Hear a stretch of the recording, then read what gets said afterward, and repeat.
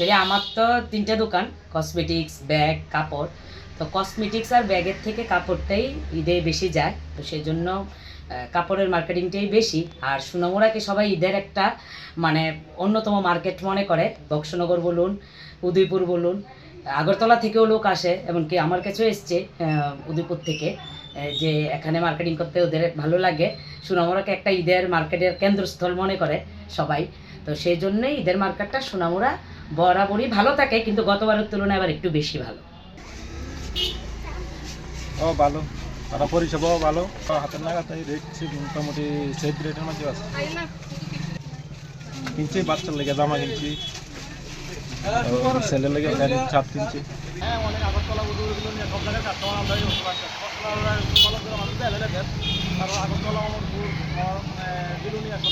সব মানুষ ঈদের বাজার একবার সোনামুড়াকে বেছে নিয়েছে। বাজার কতদিন আর ঈদ রয়েছে, কি বেচা কিনবে?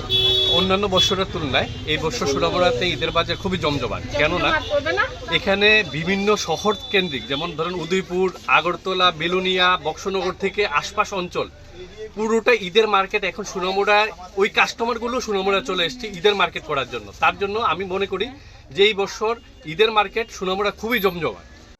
আনন্দ আর ভালোবাসার দীপ্তিতে গড়া সমুজ্জ্বল পরমা, ঠিক তোমারই মতো।